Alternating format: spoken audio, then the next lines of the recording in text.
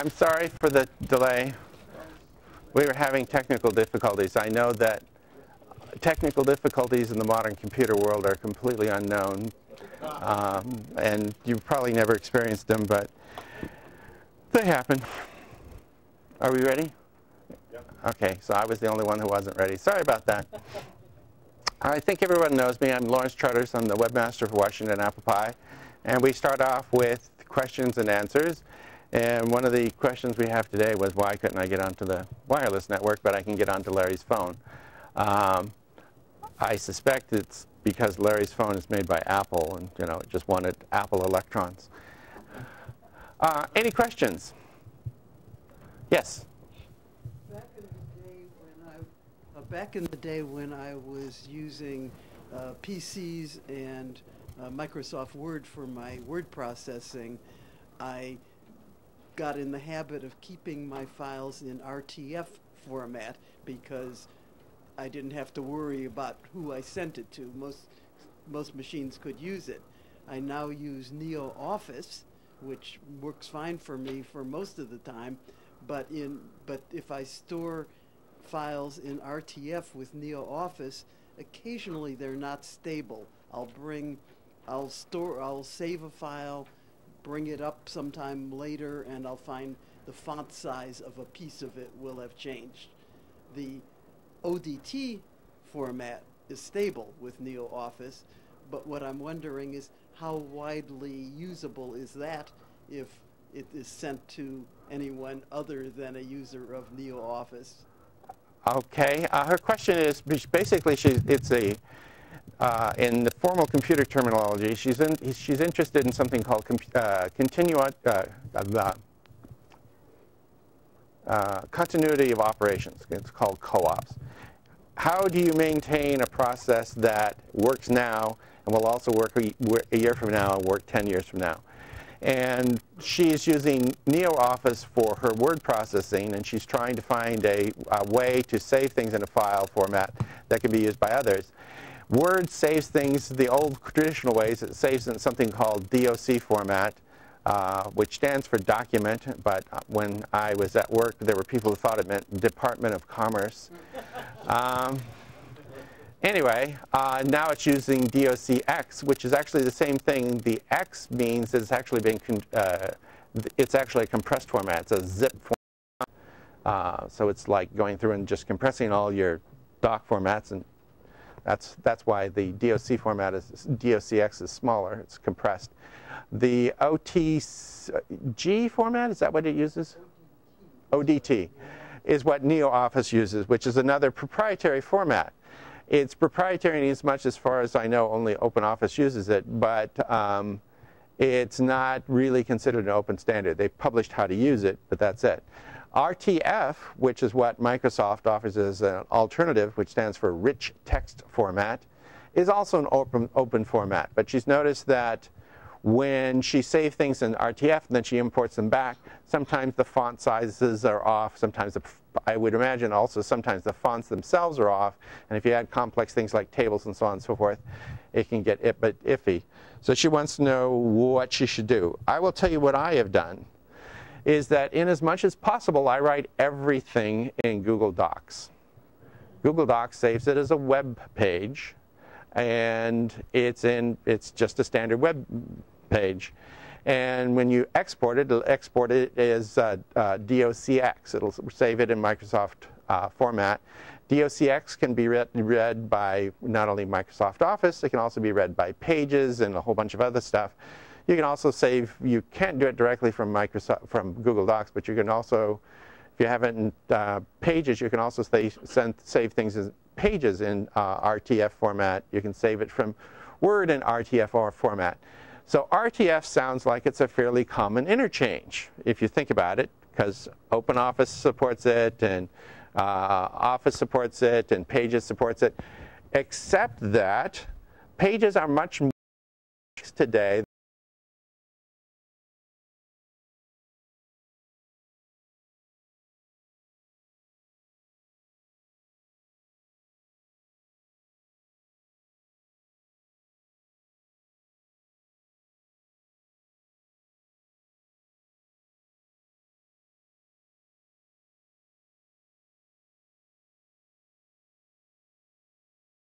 something where you actually run the program on your machine.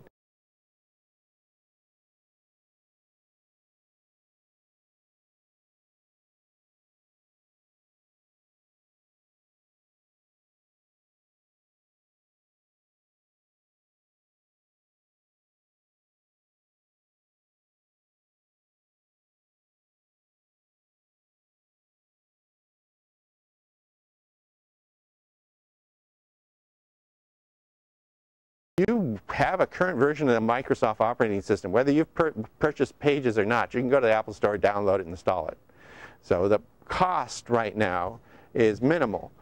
And RTF is definitely showing its age as a format. So my solution, and I'm not suggesting that you do this, but I use Google Docs, and I just write pretty much everything in Google Docs. The nice thing about Google Docs,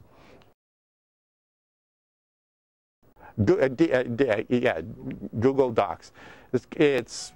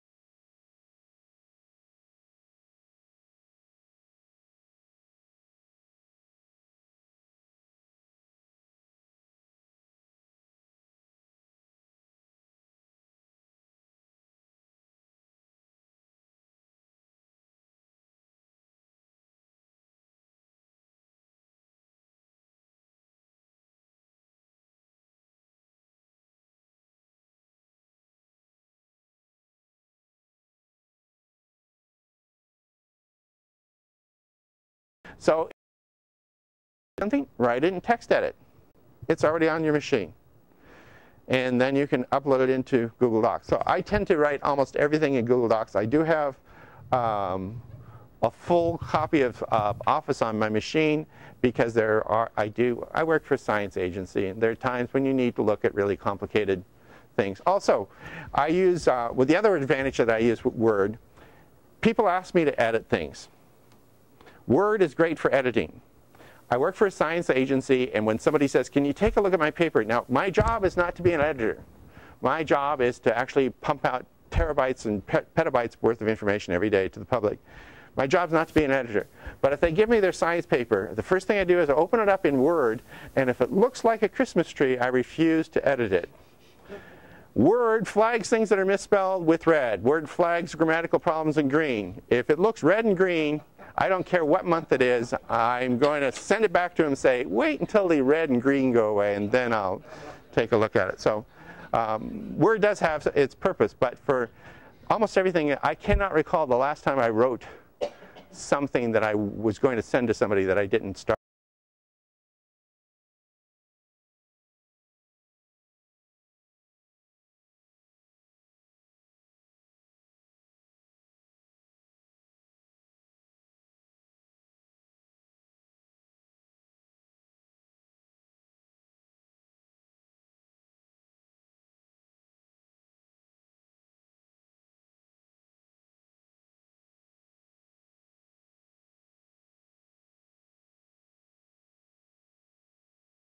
doesn't even exist anymore. They were purchased by Liberty.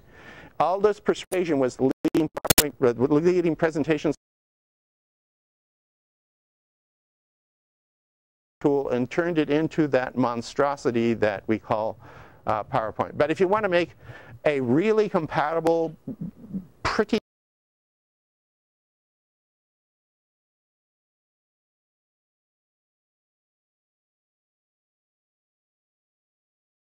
number of presentations where they overlapping, but if you could see it, it would say, anyway,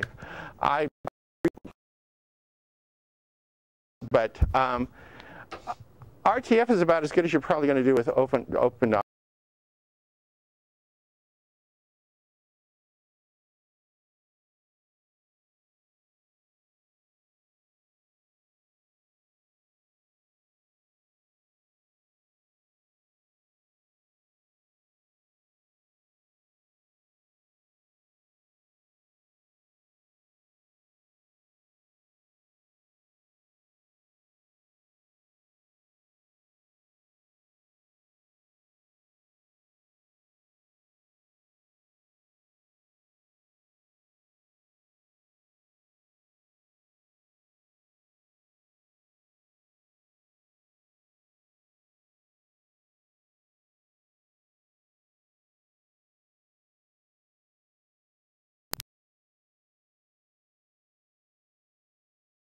an iPhone 6s Plus and an iPad Air 2 that have been best buddies.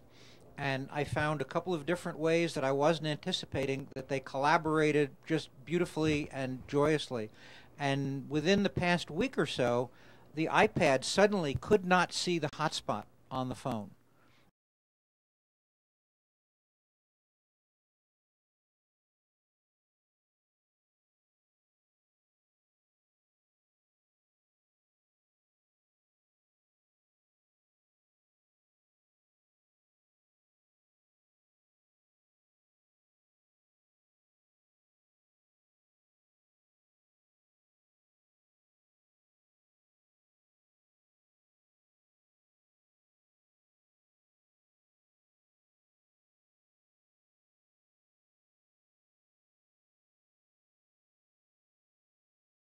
.1 on my wife's and 11.1.1 on my phone, and this hotspot doesn't work. I spent 20 or 30 minutes on the phone with a wonderful, helpful woman at Consumer Cellular who went through all the steps that she could, trying to make sure that from their point of view, the hotspot function was enabled on the phone. And I rebooted the iPad, I rebooted the phone. Nothing would turn it on. Her suggestions were then reset networks on the phone, and if that didn't work, reset the phone to factory settings. Not so bad resetting the networks. Don't really want to reset it to factory settings. But my problem with doing that is that it reminds me of you have a problem with Windows, reboot and see if it goes away. And I like understanding what makes problems occur. And I looked online and I didn't see anything about updating to iOS 11 or 11.1 crippling the hotspot function. Now, I'm not talking about the Wi-Fi function. I've been coupling them with Bluetooth, but my understanding is that you have to have the tethering function, the hotspot function, enabled by the carrier on the phone to use the Bluetooth function, which is what I've been using. No. Well, first of all, let me back up. The first thing is you can use Bluetooth with your phone without having anything to do with tethering. That works because I tested the remote Keynote control, using my phone as a remote control for Keynote. The Bluetooth connection works, just not for tethering. Yeah, well, no, Bluetooth, I'll back up. And his original question was that he's having trouble using his iOS devices as hotspots. They used to work this way, and now they aren't. And he went through his carrier, and the carrier can't figure out what's wrong. But in the process, we were talking about Bluetooth. Bluetooth uses a completely different kind of radio, and the carrier has nothing to do with Bluetooth. Isn't that part of the hotspot function? No, has nothing to do with it. It's sort of like having there's glass in the window in your medicine cabinet, and you have a glass window in the front of the house. They might both be made of glass, but that's the only thing they have in common. They're made out of glass. There's a radio. It supports Bluetooth. It has nothing to do with the carrier. Almost every Apple device now has Bluetooth, but that doesn't mean that they have a cell phone. The cell phone there are 9 radios in this phone, 9 of them. And Bluetooth has nothing to do with that. Wi-Fi, different radio, has nothing to do with the carrier. But if I want to connect to the phone, I have to press Wi-Fi on the tablet. And what that gets me is, along with the Wi-Fi networks, when it was working, it would show me Gabriel's iPhone in the list of, along with the list of Wi-Fi networks that it could see. That's under Wi-Fi on the tablet. Yeah. And it still has nothing to do with Bluetooth. I believe you, but then I don't understand why the tablet can't see the phone. Is the Wi-Fi on your phone?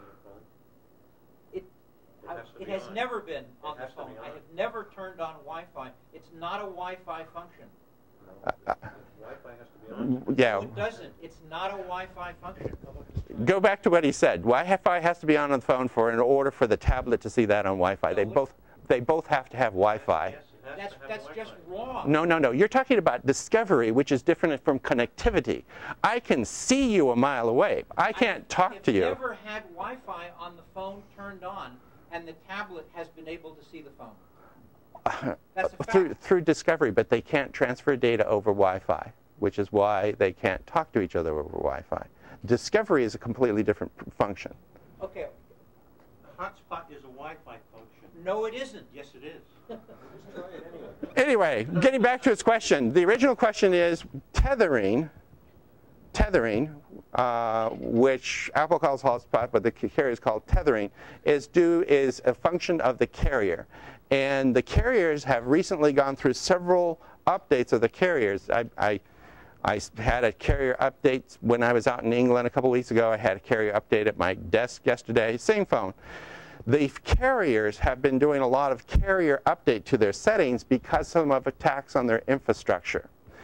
That's why if you've seen these recently, that's why they're doing it. They're having attacks on their infrastructure and they're trying to fix it. One problem with Consumer Cellular is that Consumer Cellular is not a carrier. They have no infrastructure. Their infrastructure is built on somebody else, and I don't know who that somebody else is. T-Mobile and AT&T. Okay, well then the problem is really with T-Mobile and AT&T. Consumer Cellular probably can't do anything about it. When I set up my account, I had them enable tethering. I called Consumer Cellular. They're the front end. I realize that, but the problem is that all the carriers who actually have infrastructure have been upgrading their infrastructure to get around some recent attacks. And if that wasn't passed on to your phone for whatever reason, I can believe that tethering would not work. Because one of the things they're trying to do is people hijacking tethering. As they had an example where somebody hijacked the tethering function on a senior government official and then used that to attack his laptop. This was with an Android and Windows, but it doesn't make any difference. They found some vulnerabilities in that. When you've had your carrier update, is that an update that you see? Are you made aware of that? There's a brief warning, and it's going to happen whether you. Right, but the reason for the question is, in almost 2 years with Consumer Cellular, I've never seen anything like that. I know, and you didn't mention it, which is why I think that's the problem. I think the carrier update needs to be made, and exactly how to go about that, I don't know, because Consumer Cellular doesn't have an infrastructure. I don't know who to talk to. Another conversation that I can have with Consumer Cellular. Yeah. So you've seen the problem where the tethering disappears until. I don't use tethering at all, as Larry was pointing out. There are reasons why I don't use tethering, but I don't use tethering at all. But I have seen the problem come up. And if the carrier has a problem with the tethering, you're going to have a problem with the tethering. And if you haven't seen a carrier update, that's red flag. Because they've been doing these updates because of attacks on their infrastructure. Follow-up question, why don't you use tethering? For the security reasons? Among others, yes. Also, they charge more money. They charge you money for tethering whether you use it or not. Consumer Cellular does not. Most of them do, and for a variety of reasons. T-Mobile doesn't. Oh, really? I had a 2-year contract with Verizon. I said, my contract is up. Do I want to continue with you? Will you finally give me tethering? And she said, oh, it's now included in all the accounts. Okay. I will tell you another reason why I don't use tethering. My laptop over here, one day I wanted to know what I was doing. So I was running this process. I want to know how long it took. Not only did I find out how long it took, but I also found out how much data I sucked up. In 4 hours, I used 1.4 terabytes worth of data. And I'm not going to do tethering. I'm T-Mobile doesn't charge either. up to the limits of your data plan. Well, no, they're all on unlimited data. Yeah, but you go check the fine print. Unlimited data is not unlimited data. They would have shut me off long before I got to. They would have shut me off after 1.3. I think most of them are. It'll slow you down, but you still have unlimited data. No, I'm not going to do tethering. Anyway. But you're right. It is a carrier function because originally T-Mobile did not allow tethering. Yeah, you're going to have to talk to a techie. The account people really can't help you with this. Right, they tried. The nice lady tried, but Yeah. see if there's a higher level of service. Yeah, because you need somebody who's a techie. Other questions? Yes, sir. Larry, would you repeat? I'm a Lawrence. He's a Larry. I'm sorry. Lawrence, would you repeat Microsoft, the display program, not PowerPoint. PowerPoint? What did you suggest using? And also, I believe Consumer Cellular is with AT&T. I think they're... Yeah. But if he hasn't received that carrier update notice, then that sends a red flag. Instead of PowerPoint, I highly recommend Keynote, which is made by Apple.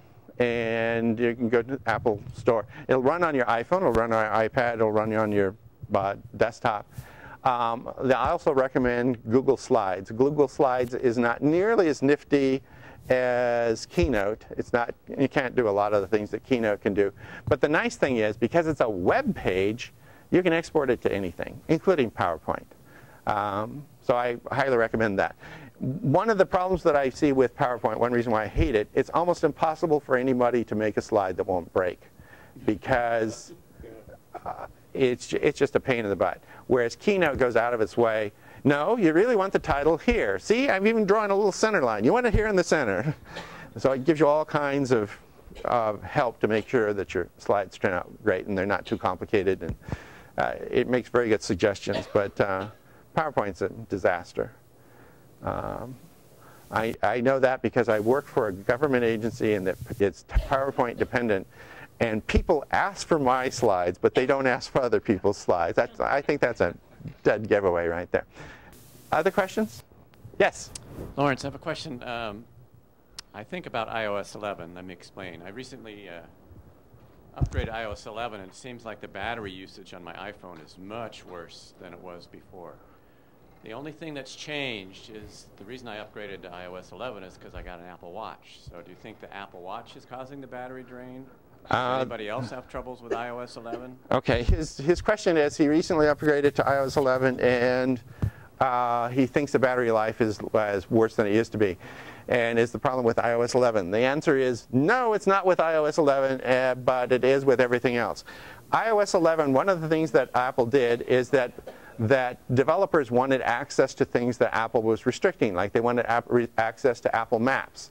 And they wanted access to the camera, and they wanted access to this, that, and the other thing. So Apple opened a lot of these things up with iOS 11. So if you go into general, what is it, background app refresh, these are all the things on my phone that think they want to refresh in the background. And a lot of these things, I don't want them to, like games. I don't want it, if I'm not playing the game, what do I care if it updates in the background? It's useless to me. And the only games I play are basically solitaire games. I'm not playing with competitive solitaire with someone. So go into the background app refresh and just turn off all that stuff that's refreshing in the background. But the other thing that happens is that, where is it? If you go down to all of your just the main settings, it lists all of your apps. And if you click on those, you'll see that a lot of the apps want to do a lot of stuff when you're not, they want to use your location. Knowing your location is really important for the weather app, because you kind of want to know where the weather is where you are. Knowing your location is really, really important for a mapping app. Do you want your location to be reported to your Target application? So when you go to Target, if you bring up your Target app so you can get your coupons and so on and so forth, is it really necessary that Target know your location? Reason why Target wants to know your location, and Staples wants to know your location, and Nordstrom wants to, I don't know who all has apps out there, is that so as you're walking through the mall, they can say, oh, there's a customer out there, and they'll send you coupons. Well, it also sucks up your data. Even when you're not at the mall, it sucks up your data because it's constantly asking. So if you go and turn off all of those extra little functions that those apps want to have, and you want to, like, for example, location, really be very judicious in terms of where the location is, who's asking for that. Turn off the location, turn off background applications, turn off notifications, just go through and just turn a lot of that stuff off, and you'll find that it's actually quite pleasant. But when it upgraded, all of the, if you notice, right after you get a system upgrade on iPhone and sometimes on the Mac, you'll notice that the next thing you have to do is go back and update 89 applications. That's because they've added all these nice little features now to make their app more critical to you, so that it'll tell you that it's time to play solitaire. And just go and turn all that stuff off. If you go into settings, and if you scroll all the way down to settings, you'll see that there's a whole long list of applications, and all of those have options. You just go through and turn those off. And the other one is if you go under General, where is it? General, and you go to scroll down to where it says Background App Refresh. It lists all the things that want to refresh in the background. So the things that I have: Background App Refresh, 1Password, yep. AP News, I'm a news junkie, yep. But let's see, Data Widget, don't know what the heck it is. I don't know why I downloaded that. No, I don't. Even my credit union, I don't have Background App Refresh turned on. Why? Because if I'm not talking to the credit union, I could care less, you know? What are they going to tell me that I really need to know? So just turn all that stuff off, and you'll notice your battery life should improve.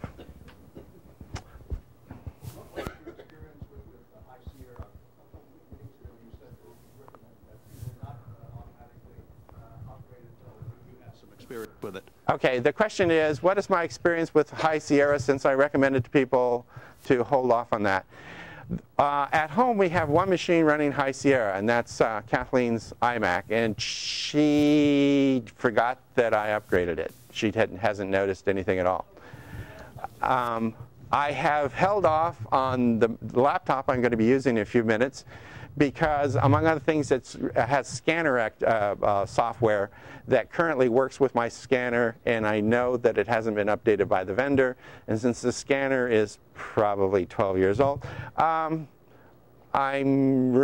can't think of an easy way to try it out and then backtrack. So I haven't upgraded on that. And High Sierra does not support RAIDs now for booting. So on one of my machines, the boot volume is a RAID. And so I can't upgrade because it's a RAID. They say they're going to fix that in the near future, but they haven't done yet. So my experience is basically with Kathleen's iMac, and she hasn't noticed any difference at all, and a couple other machines where I've been doing testing at work. And as long as you don't have a fairly complex environment, it should be fine. But my hesitation is my scanners are old and the drivers are old, and I'm afraid it'll break them. It might not, so that's one reason I've held off. And the other one is that my boot volume on my Mac at home is rated. It means that I'm actually booting off of 2 volumes at once, so that if one dies, I can continue on. And High Sierra doesn't currently support that. So, but in terms of the compatibility problems that most people were expecting, the big compatibility problems were Office 2011 won't work.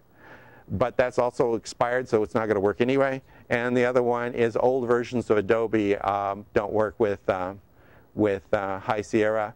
but an update came out the week before last that seems to work fine. So if you have old Adobe products or an old version of Office and you don't feel like upgrading, then High Sierra is not for you now, but you're going to have to upgrade pretty quick because the security updates are coming out for High Sierra, and they're not coming out for the older ones. Yes, sir? First a follow-up, then a question. I'm still using Sierra, not High Sierra. I have Microsoft Office. I was using 2011. I did buy 2016. I'm finding many serious problems with Excel. I posted them on their website. For some, there are some glitchy workarounds, but Microsoft did some serious damage to 2016, leaving things out. Even simple things like formatting on a spreadsheet. It will show fine on a screen, but if you want to print a spreadsheet, everything is bold. No light lines versus dark lines, just all bold lines. It looks terrible. It makes a lot of mistakes. I've got one spreadsheet from 2011 version that will not even open in the 2016 version. Unfortunately, Numbers does not open some of my spreadsheets. So I'm not upgrading to High Sierra yet until Microsoft does some more cleanup of 2016. That's comment. Now on to question. I back up my iPhone and my iPad to iTunes.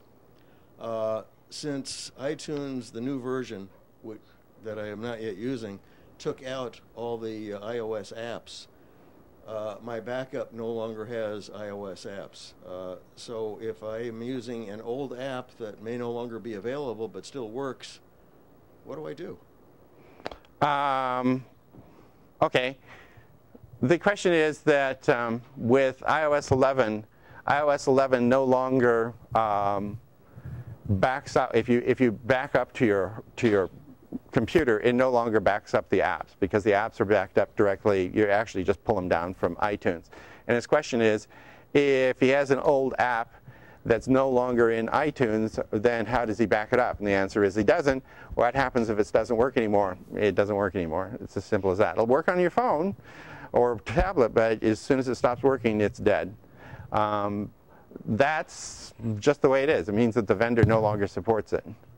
There are a couple Pi vendors, Pi members who actually wrote apps that are no longer supported, and they're just going to go away. They still work, but they're no longer on the Apple Store. Yes. And therefore, they will not back up. It also means that if they're not on the Apple Store, they're no longer supported. So that's just it. That's the end of the line. In terms of why Apple is doing this, it is actually faster to download apps and put them right directly on your phone than it is to go through the hassle of hooking up to your machine. So why would you back up to your machine if it's not going to back up the apps? Well, there's no particular reason to back up the apps because you can get them from the App Store. Why would you back it up to the machine then? Well, there are certain things that you might want on the to back up, like, for example, documents. A lot of these things have private documents. They get stored there. Apple is promoting that you use iCloud because all of this stuff is supported in iCloud. If the app creates a document and you sync it to iCloud, it'll be stored in iCloud. You can just have it there, and then it's available on multiple devices. That's where they're going. That is where the industry as a whole is going. I also know one person who, once they stopped backing up the apps to their desktop machine, they cleaned out the apps and they noticed that they recovered 119 gigabytes worth of space. They have a 256 gig iPad, and so I looked at it. Do they really have that many packs? This person has 11 screens of apps on their iPad.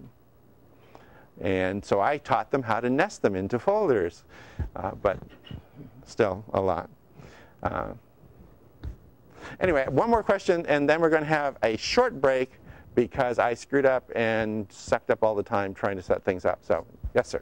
You said that High Sierra does not work with some of the older Adobe products. Adobe Photoshop CS6, does it work with that, or do you know? I do. In terms of the specific Adobe products that are having trouble with High Sierra, I don't happen to know. I have a subscription with with Adobe for their products. So when the new version came out, I got it, and I just didn't pay any attention to the old stuff. But I know Acrobat 11 will work with High Sierra, but it really should be using Acrobat DC And for those of you who know how Acrobat 11 works, as soon as you bring up Acrobat DC, you'll hate it, but it's still what Adobe is supporting. Acrobat 11 has some severe security issues that it's not updating. Photoshop CS6 has some severe security issues because Photoshop CS6 is like 3 or 4 versions back. It's not current at all.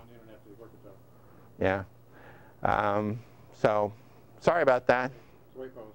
Anyway, we're going to have a short 10-minute break. Thank you. Don't go anywhere. Don't go anywhere? Oh, maybe we're not going to have a short 10-minute break. Actually, keep your, you can keep. Okay. So I think most of you know that Lawrence and Kathleen are leaving for the West Coast in January? Maybe. Anyway, we really wanted to actually recognize Lawrence for the effort that he's made to educate us with the burdens that that has involved. And to start this short presentation, I'd like to call on Bill Wydrow to come tell a story of Lawrence's arrival on the Pi scene.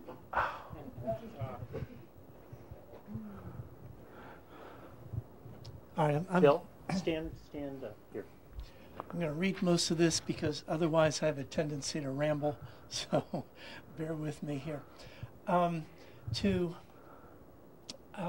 event I'm going to tell you about took place someplace around 1990, 1992, in that time frame. And to put this in context, Washington Apple Pi at that time had an office in Bethesda and an office manager. And I've been a member since the 1980s, and around that time I was starting to become involved with Apple Pi, not because I have any technical expertise, but to help with administrative matters. And there was a lot to keep track of. At that time, Apple Pi had satellite groups called slices. There was one in Annapolis, Frederick, and Columbia. And we also had lots of, quite a few SIGs, special interest groups, at least a dozen of them. And when we had our meetings, they were divided into the Apple II people presentations and Mac presentations. Dave Weichert had a collection of several hundred discs of different applications, fonts, and all kinds of things that we would sell to members. And the journal was being published monthly. Game was quite hefty. We had a large-scale annual computer show and sale, and the TCS was just getting off the ground. Now, around this time, our monthly meetings had been at UShoes. It's Uniform Services University of the Health Sciences. Yeah. That was in Bethesda on the grounds of the Naval Hospital. Okay, we lost that facility and started coming over to Northern Virginia Community College. And in Maryland, we had various locations. And the event I'm going to tell you about happened at a, it's now the Doubletree Motel. I think it was a Holiday Inn at the time. We kept shifting locations. So, and part of the reason I'm telling you that is Lawrence had to do quite a bit of work just to find us and figure out where the meetings were. So on this one particular occasion, we were having these meetings, and the Q&A would tend to be between programs. There's equipment that had to be set up, changed, and so on. And people like Paul Schlosser and David Morgenstein and some other people would field questions. And every once in a while, they'd get stumped.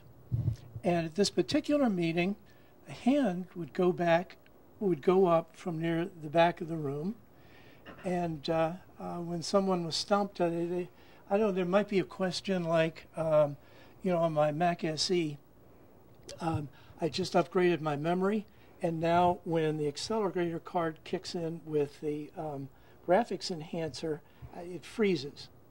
And you know, Dave, do you know the answer? The hand would go up, and this stranger would stand up and say, well, if you look carefully at the back of one of your cards, there's this U-shaped jumper thing and in slot 1, and if you move that jumper from 1 to 3, okay, and then put it back in, I think you'll find it'll work.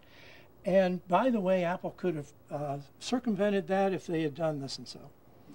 And so this would go on, and every time these other gurus were stumped, this hand would go up in the back, and it might be like, I'm making this up, of course, but WordPerfect. Okay, if you wanted to write a foreign language character or word, okay, WordPerfect.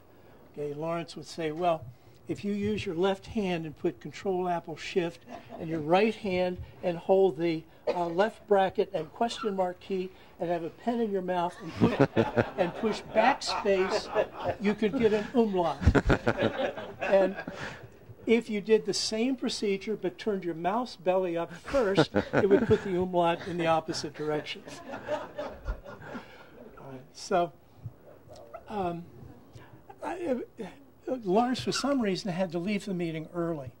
Okay, and I noticed this, and so I chased him out to the parking lot.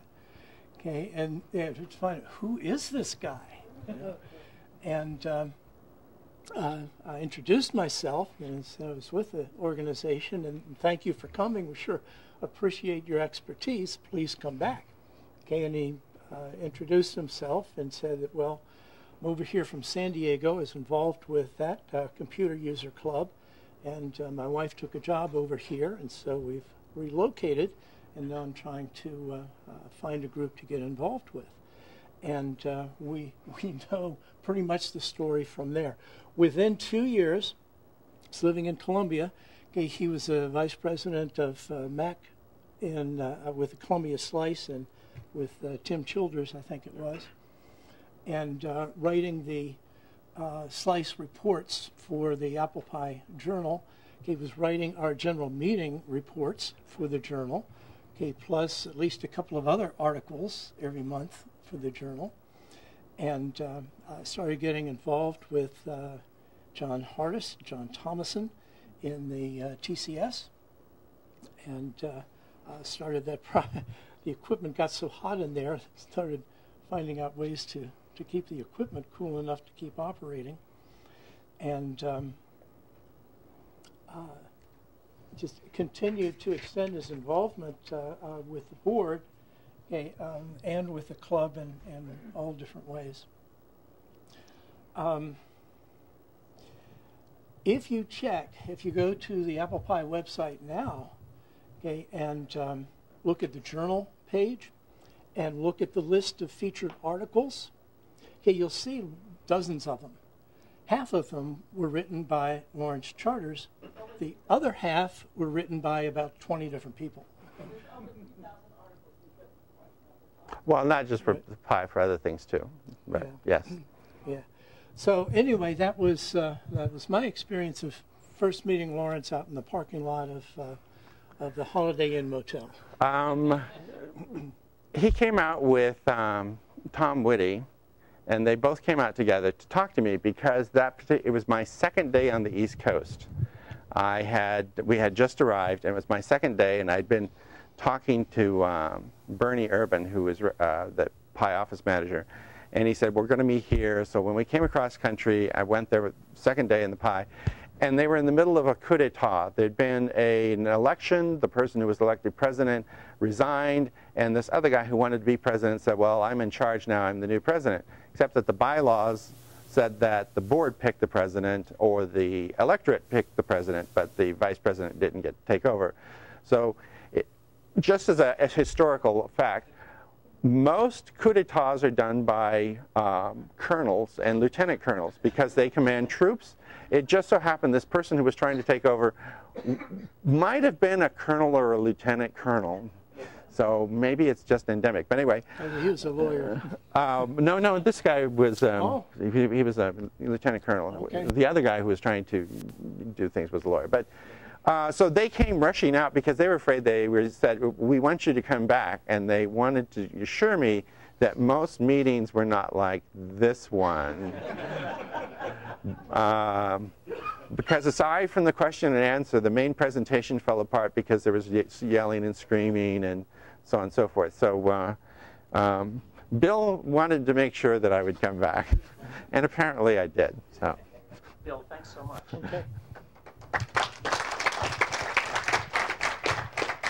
So Lawrence, what I'd have to say is, and granted, you guys will be on the left coast, but you'll still be the webmaster of the Pi website until you cry uncle.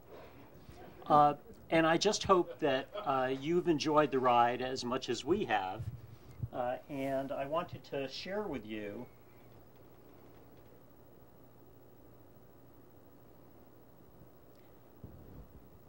I haven't printed any of these because you hate to print things. But Lawrence, we wanted to give you this award for our Pi Genius, and this certifies that Lawrence Charters, as of this date, has finally taught us almost all that we'll ever know about computers, the humanities, and life. You will be missed, Lawrence.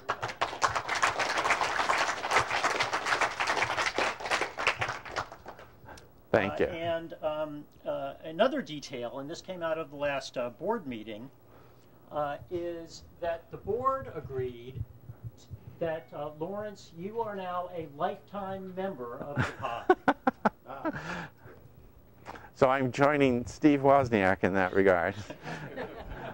The Pi made Steve Wozniak a life member. And one last point, Lawrence, and that is that we were all aware of how email has been the bane of Q&A, not just you, but any of us. And Dale actually is the person who has mostly observed this. And I think all of you know that if we leave Dale to his own devices, he's amazingly enterprising. Anyway, what Dale gave me was an email compendium from Q&As. This is only part one, but you'll have to settle for that. And I wanted to give you this, Lawrence, so when you're on the West Coast, should you ever think back and feel that you want to be back in the Q&A mold, just boot this and it'll cure you of that. Thank you. Everyone, can we just give Lawrence a big hand?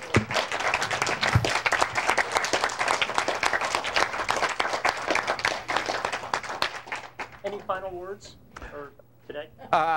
No. Until he comes back for the program? Yeah. If we could come back in about 10 minutes, because I have 3 demos that I want to do, plus talk about other things, and I don't want to keep you here forever. So. Okay, let's go do our coffee. Thanks, everyone.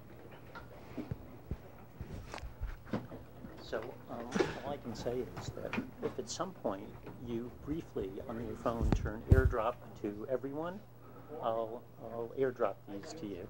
Oh, I can do that.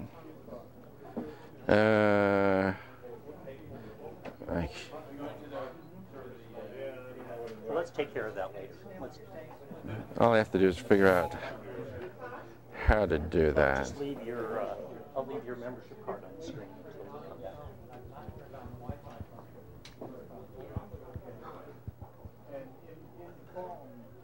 Yeah, Rob Pigoraro is a big guy to say that wanting Apple to default AirDrop back to contacts only, even if you turn it on to everyone to get something. Yeah, and I tend to be paranoid. Well, he's the one who tells stories of how being paranoid is justified sometimes. Yeah, well, I agree with that. I don't know if you remember me, Rich McKinney. Yes. I went to Washington State. Yes. And Kathleen says you're going to Squim? Yes. Oh, good. I have some friends, good friends who live in Port Townsend. Port Townsend was a thought, but we have a friend who lives in Sequim. She's a retired public health service officer, Kathleen, before she was in the Navy.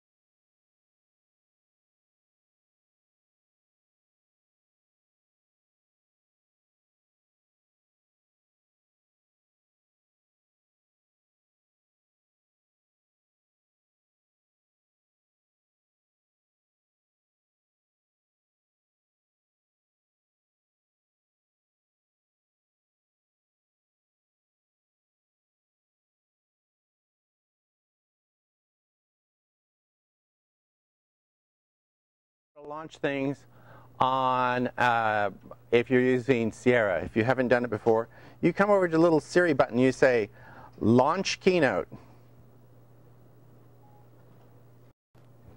And Keynote is launched, and I click on the presentation, and I have launched Keynote. Did you see that? The other thing I'm going to do is I'm going to launch something else. I'm going to launch something called Launch Radio Silence. Radio silence is this thing, which we're going to talk about later. So here's my presentation. I'm going to talk about that later on. I'm going to talk about all these things in a really short amount of time. Starting off about how I got involved in computer science. I have 2 degrees in history. I have no other degrees or certifications or anything at all. But in 1971, my girlfriend suggested that I take a computer programming class. Our university had one of the largest mainframes in the world, and you talk to it by typing out programs on punch cards and then running it through the computer.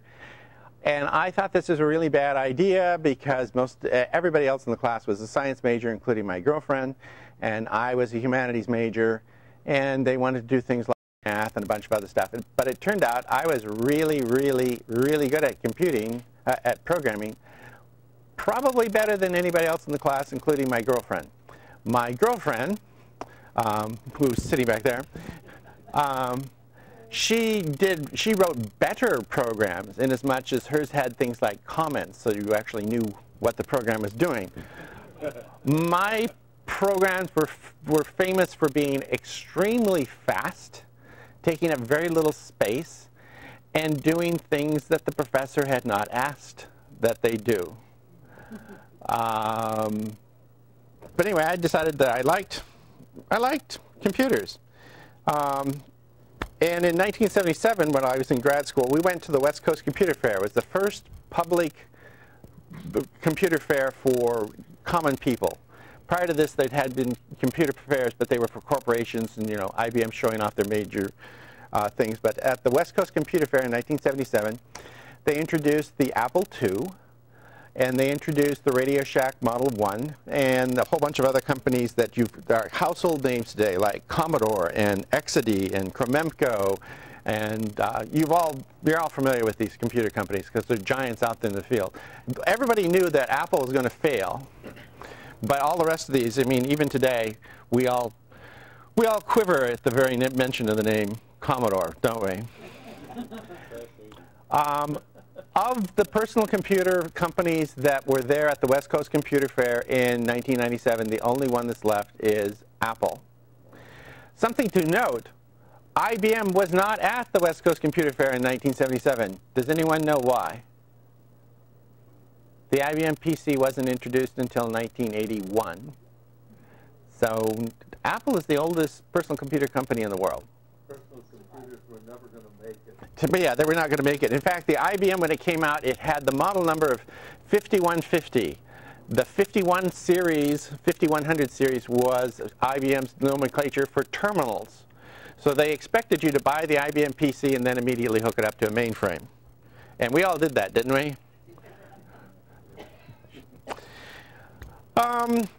While I was at the West Coast Computer Fair, Jobs came up to me personally and said, "You're an idiot if you don't go out and buy an Apple II."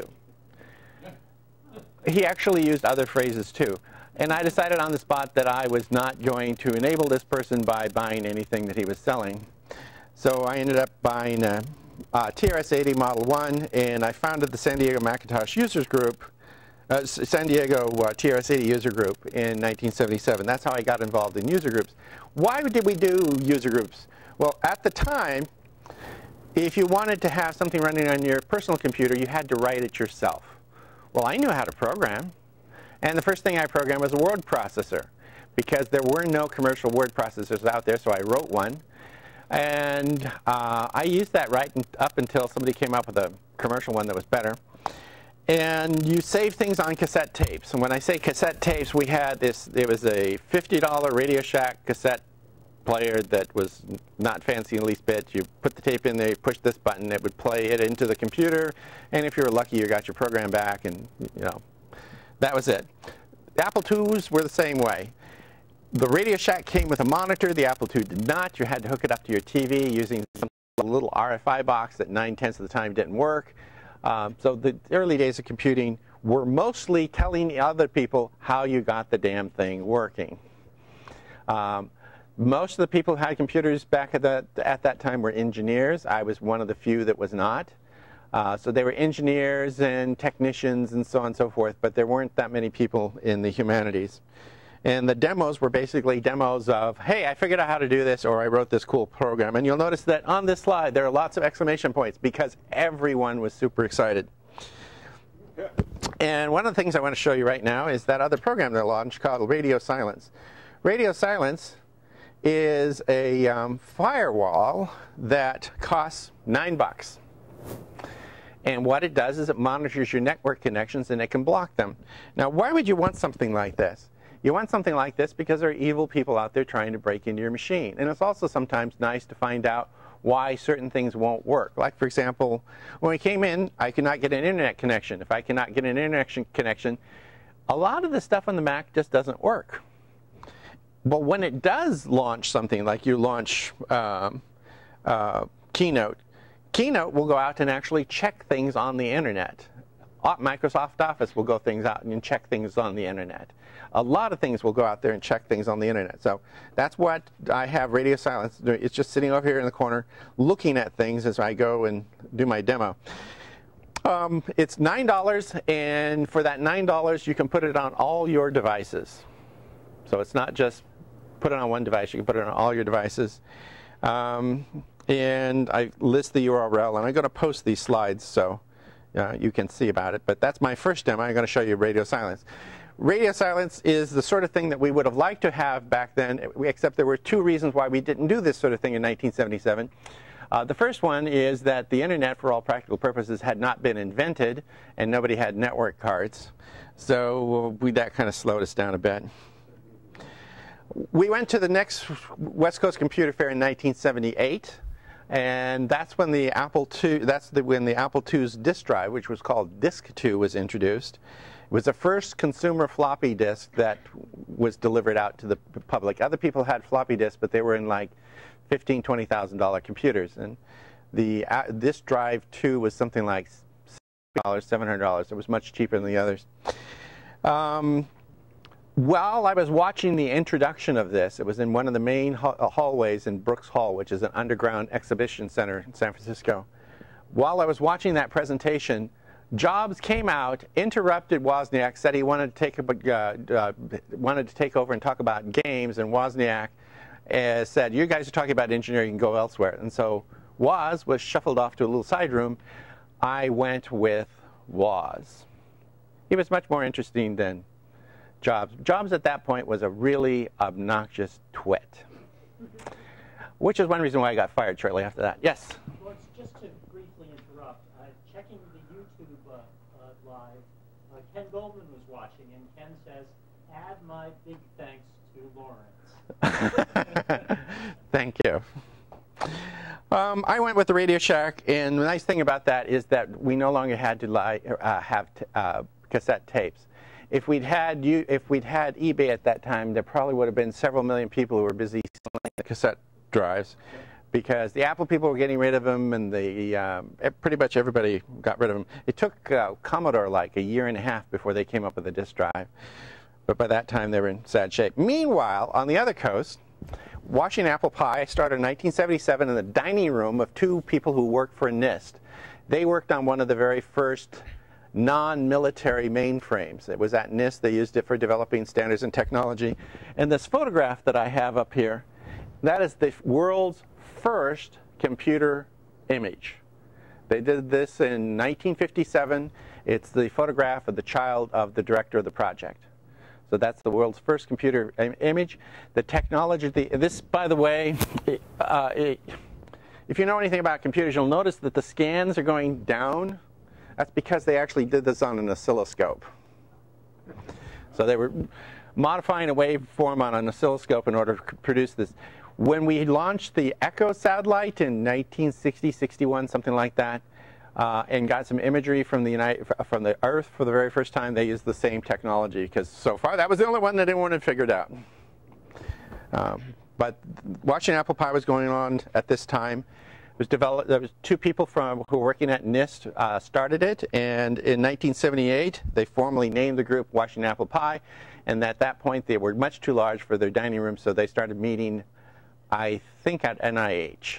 But 1979, VisiCalc was introduced. That was the world's first spreadsheet. Kathleen and I went on the very first day, and she walked up and watched the demo, and then she played with the computer. And this bearded guy came up and said, "What the heck are you doing?" She wanted to see if you could use it for creating scheduling for hospitals.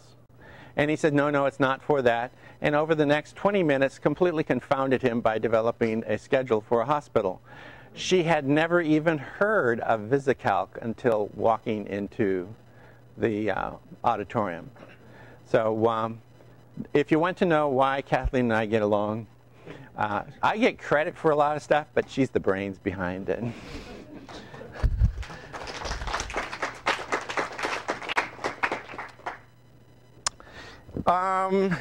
After this, we moved to Washington State.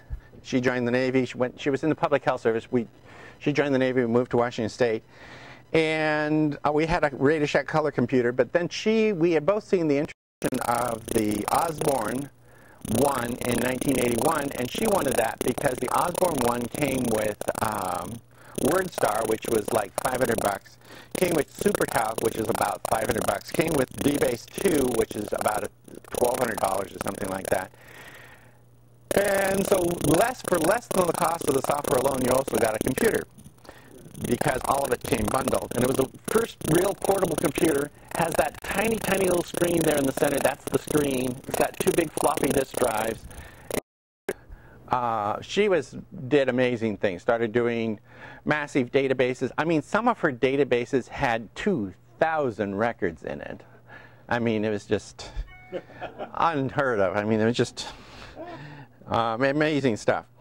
And I ended up as president of the Kitsap County user group, which had Apple IIs and TRS-80s mostly.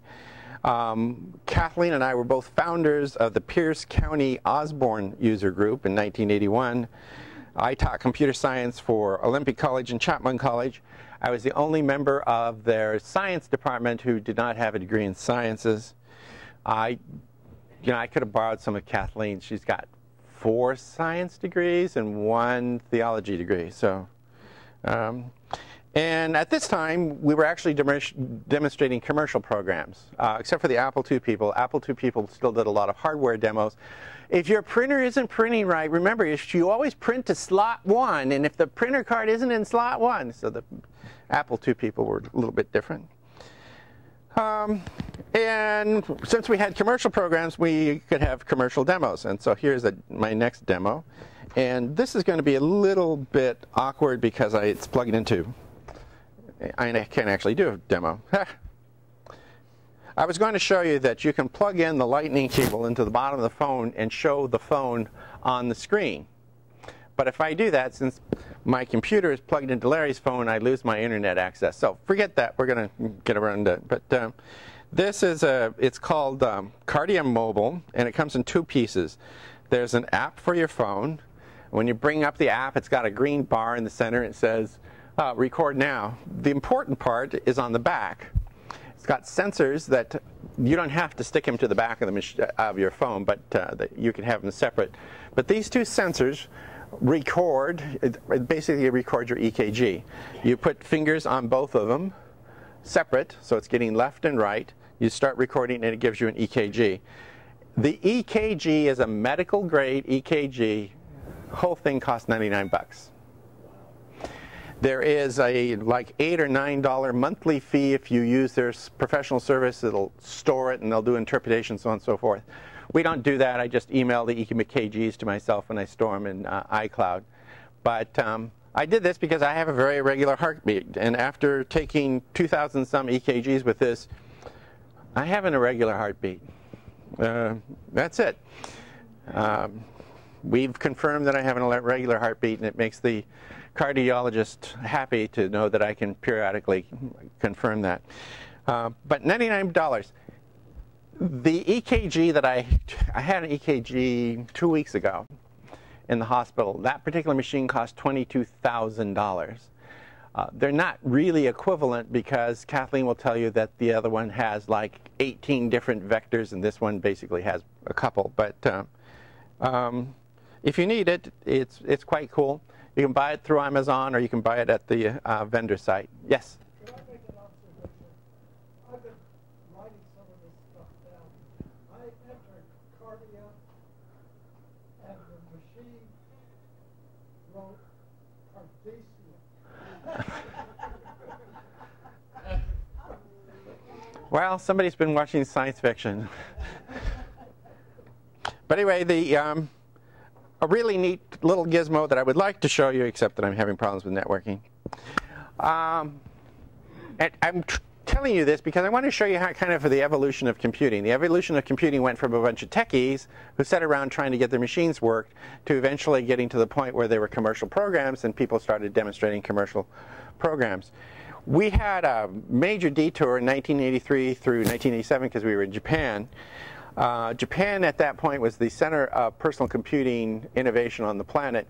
There's a place in downtown Tokyo called Akihabara that had a huge building that was about 12 stories tall that was called Radio Center. And Radio Center is really just the Japanese way of saying radio center. That had been full of radio hobbyists who had ham radios, stores and shops and so on and so forth. It was completely taken over by this time by personal computers. At one point, Japan had over half the personal computing companies on the planet were within Akihabara. Just amazing stuff. And they were always fascinated with the fact that this gaijin, this American, could come up, walk up to one of the computers and start programming. Because there's a secret to programming. Even today, virtually every single computer programming language is based upon English. So it didn't make any difference if it was a Japanese computer. I could still probably program it. And so I'd go to Akihabara and had a grand time. The Yokosuka Computer Club was founded before I came along, and they had an Apple II group. They had some CPM people. They had some Radio Shack people. After the IBM PC was invented, they had some MS-DOS stuff. And I started writing a computer newsletter for them in 1983 called the Yokosuka Computer Club, RAG. And I mention this because there's, in a slide or two, it'll make more sense. At this time, also, Radio Shack came up with what I thought was the world's first useful portable computer. It's a Radio Shack Model 100. There's a photograph of it here. And it's about the size of an iPad. Had a massive 40-character display of 4 lines. And it was battery-powered, powered by 4 AA batteries. Weighed 3 pounds. I went up to Tokyo to buy it at the Radio Shack store in the Ginza district, and I wrote a review of it on the train going back. So it took just an awful lot of time to figure out how to make it work. And I published the review, so quite cool. I was working as a newspaper editor at the time, and I'd say about 2/3 of the articles I wrote were written on this device, because I could take it with me when I went someplace. The Macintosh was introduced in 1984, and the first demo at the Yokosuka Computer Club was 2 weeks after that. We had the meteorologist for the 7th Fleet had picked up one in Hong Kong the day after it was introduced. We had it ready for sale. And he brought it in and showed it to me, and I was really taken with the fact that he was doing a demo. Now remember, at that time, the Macintosh had 128K of RAM, and it had 1 floppy disk drive. That was it. But I was taken by, in the middle of the demo, he had to switch disks because it only had 1 disk drive. And the computer said, please insert Emily's disk. And at that point, I was hooked, because the computer was asking you in English for exactly what it wanted, and he stuck in the wrong disk, and it put it out and it says, please insert Emily's disk. And if it could have talked, actually it could talk, but at that point the warning messages didn't do that. Probably would have said, please insert Emily's disk. because it knew that wasn't Emily's disk. And I was just fascinated with the fact that in that short period of time from 1977 to 1984, we had a machine that was actually showing natural human language processing and was responding to human prompts. In comparison, at this time we had Kathleen's CP/M computer, her Osborne 1, and I had ordered a program from the United States, and I wanted to copy it to have a backup copy. And in MS-DOS, you copy from to. So you copy from wherever to someplace else. In CP/M, you copy to from. It was backwards. I copied from to, and I copied a blank disk over this program that I ordered from the United States, and now I had 2 blank disks. And if I'd had the Macintosh, it wouldn't have allowed that. It said, "Idiot, give me Emily's disk," or whatever. It could actually tell. So I was enchanted, and I went up to Tokyo, and I bought, personally, the very first Mac sold in Japan. It was an accident. I went up there to see it because they said they were going to have it on display. Walked into a showroom. The showroom was about the size of this room, had a pedestal in the middle. All the lights were turned off, and there's this glowing light up above, glowing down on the pedestal. And everybody was sitting around talking, and I didn't know what they were doing. They weren't standing in line. So I went up to the desk and ordered a computer. And they sold it to me, but they were really kind of freaked out about this because they were having this big presentation showing, selling the Apple, the Macintosh in Japan. The first person who buys it's an American. So,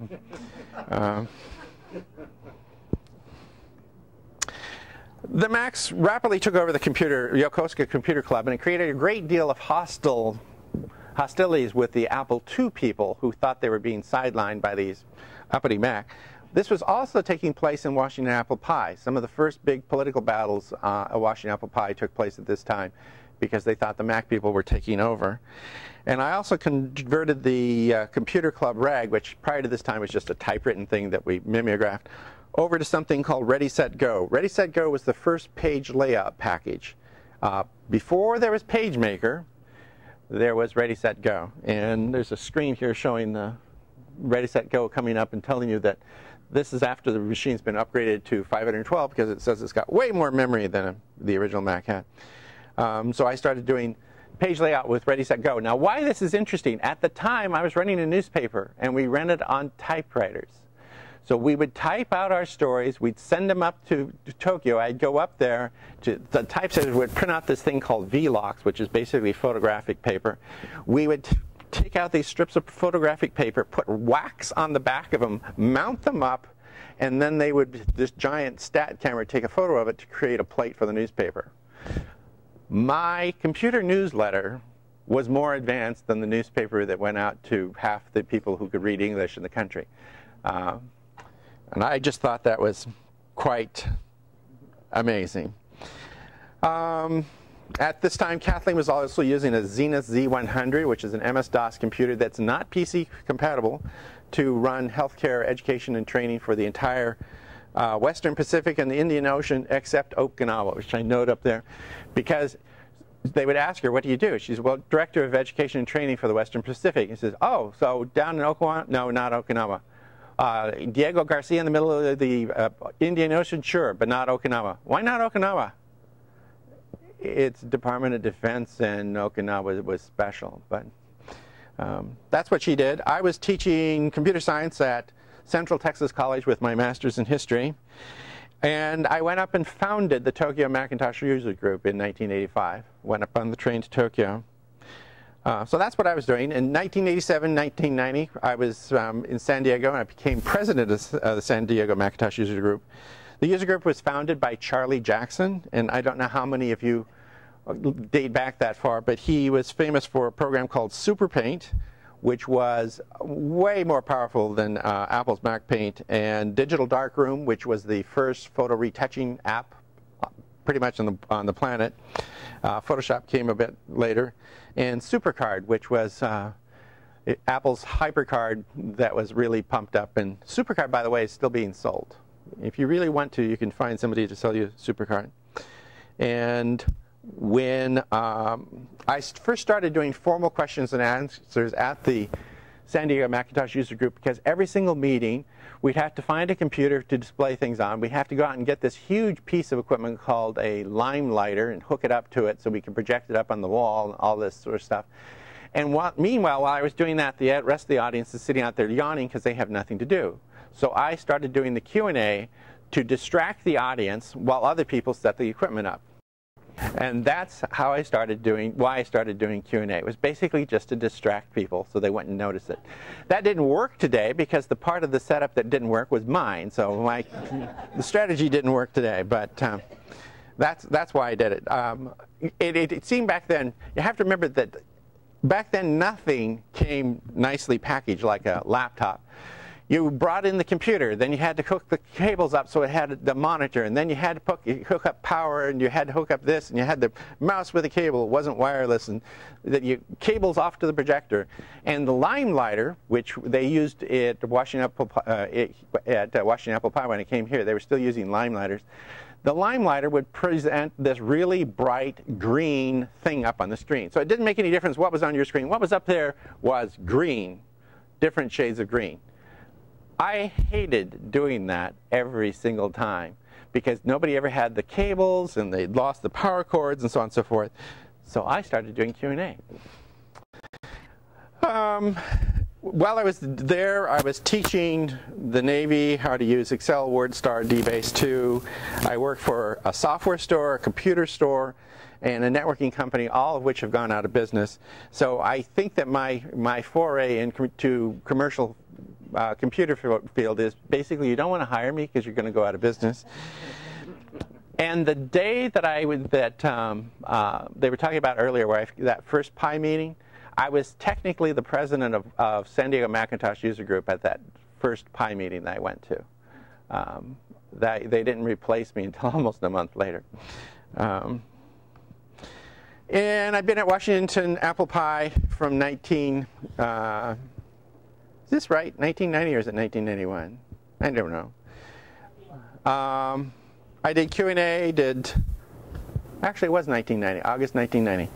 Q&A, I've been the file librarian for the TCS, a board member, vice president of programs. I've been the secretary, editor of the journal, and the webmaster. Why did I do this?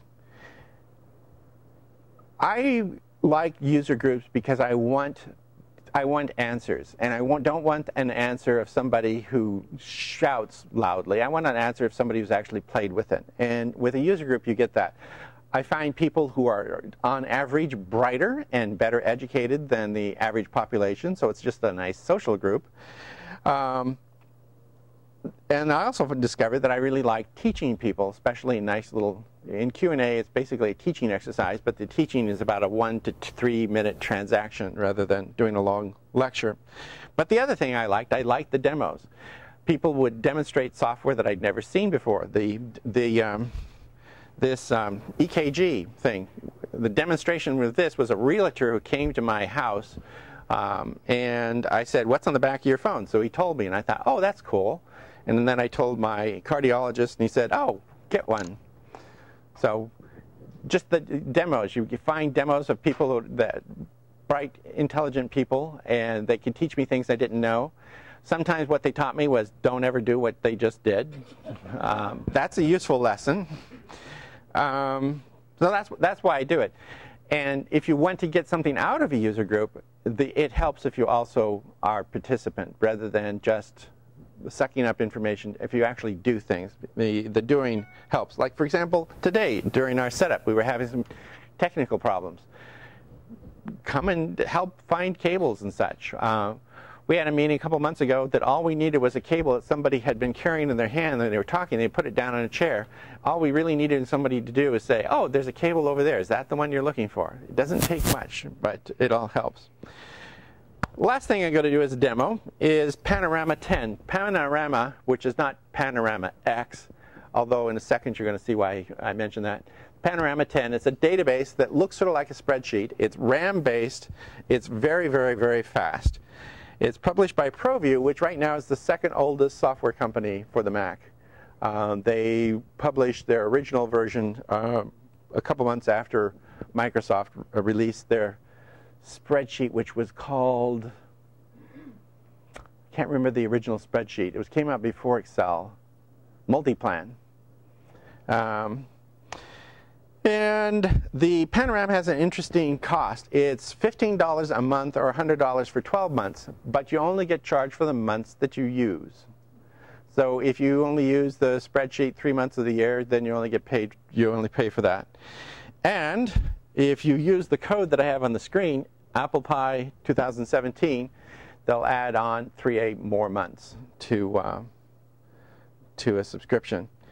So with that in mind, it can handle gigabytes of data. It has built-in multimedia help, and it came out after 6 years of development. So how do we launch it? Oh, notice, as I was doing this, Radio Silence was checking on various things, and I don't even know what some of these things are. The calendar agent found out if I have anything. It was looking at some transfers. It was talking to Apple's geolocation, and my address book was looking up something, probably trying to find out who the heck is Larry. But that's what Radio Silence does. It goes out there and just finds out what you're talking to, and it can also block it.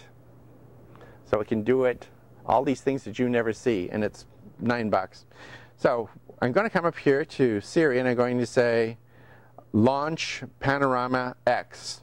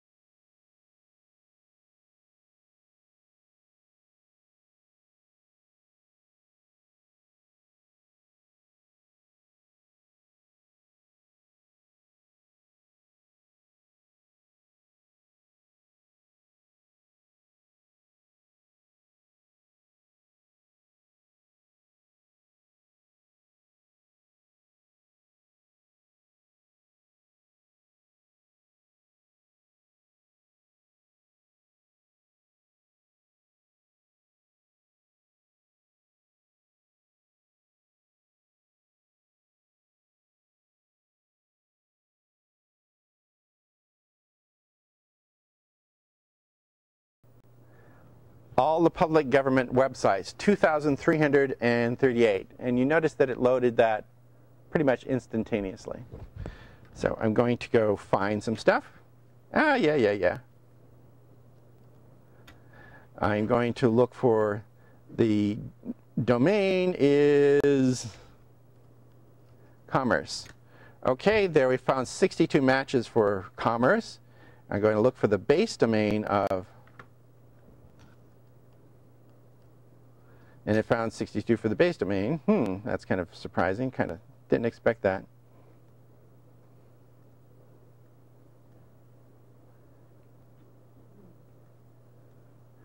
I'm going to look for DOC, and for that I found 184. So you can see it finds things very fast. I happen to work for NOAA, so what does it think of NOAA?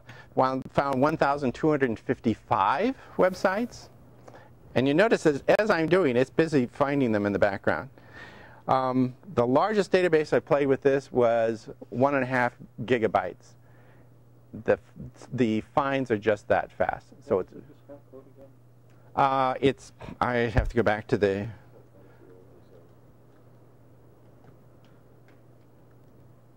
What happened to my desktop? I'm in the wrong screen. Oh, I zoomed out. That's the problem. Let's try the other way.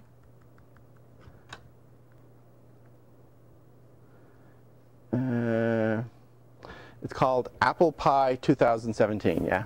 written as one string. It's very, very, very fast. And the easiest way to show you the kind of weird stuff it can do is to show you the help. The help is an interesting thing because the help is actually a database itself. So here's the database of help. And as you go down and you look at various topics, it's completely illustrated and it's also interactive. So it'll go through and just do whatever you want. It's built inside of the machine, very, very fast. And it includes some sample databases that some are kind of off the wall. And I'm going to pick one of the most off the wall.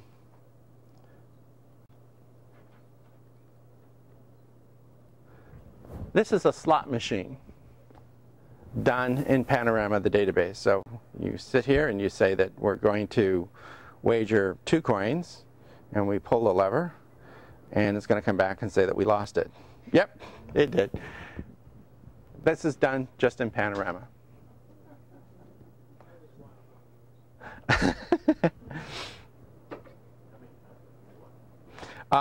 It's about as, I don't actually gamble, but I think it's about as generous as your normal slot machine, which is not very. So all of these databases are sitting on your hard drive, you're not having to go out to the web. Right now they're sitting on my hard drive. However, this one here and the slot machine, I actually got through the help menu. I said, you know, give me an example. So through the help menu, it gave it to you. This has 18,519 records. It's a database of all the airports in the United States. So it gives you the lat, the long, the name, what country they're in, what state they're in, whether they're military or not. And it's just a really, really powerful, fast database. And I'm mentioning this because this is also one of the, not only, people don't use databases anymore, they tend to use Excel as a database. Excel is not a database. If you bring something into Excel, like for example, if you type in a social security number into Excel, you end up with a very large negative number. Because it'll take, you know, like 513 minus 68 minus 2067, and you end up with a small number. Because it doesn't know that it's not supposed to calculate it, because it looks like a mathematical formula. Panorama won't do that, because unless you tell it it's a formula that's supposed to do something, it won't do it. And even then, it won't change the value, because it's a database. You can type something in, you can replace it, but it's not going to change the value because it's a database. Excel doesn't do that. Excel dynamically trashes data, because that's what it's supposed to do. That's what a spreadsheet does. It dynamically changes values, when this doesn't. And it has a much larger capacity. I cannot load this database into Excel. So I really like it, and it's real cheap. And if you want to try it, if you download it from the site, there's a free trial. I advise you, if you're going to play with the free trial, that you also play with the tutorials. They'll explain how to use it. It's got a form builder, for example, and report writer, and all kinds of other things. And just play with it. Question? For example, in FileMaker, you can have multiple tables and then link them. Can you do this in kind of... Okay. His question is, FileMaker will allow you to have a relational database where you can have one database talk to another. So for example, you can have a list of contacts, and you can have an invoice form, and the invoice talks to the contact, so when you type in someone's name, it'll fill it in from the contacts database. Does Panorama do that? No, Panorama doesn't do that. It says it has relational abilities. It has relational abilities, but it's not quite. It's not like FileMaker. You don't have the same level of integration. But you need a college degree to use FileMaker. FileMaker, when I first came out, I was very impressed with FileMaker because it was a heck of a lot easier to use than DBase. Yeah, I know. But at the time, it was also used to be really cheap. It's like $100. And now it's much more expensive, and it is. I concede that it is more powerful, but I don't think it's worth what they're charging for it. I encourage you to play with the demo, and if you like it, use the code. It expires at the end of the month, and keep them in mind that if you only use it 5 months of the year, that's how much might be charged for it. It's not constant. If you have 3 machines at home, you can put it on all of them. Just if you're only using it one at a time, it only counts for that month. So if you're using it for 5 hours on one machine, you use it for 5 hours on another machine. I didn't do that. Why did it go away? If you use it for 5 hours in one machine, you use it for 5 hours in another machine, as long as they're not at the same time, that's just part of your 1 month subscription. If you use it at the same time, you get charged 2 months. So it's a very interesting way of running their subscription model, and I'm just super pleased with it. Really have no complaints, and it's going away.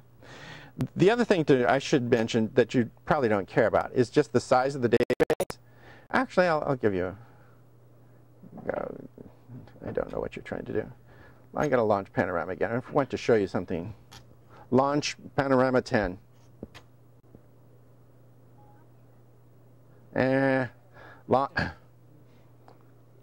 Launch Panorama X.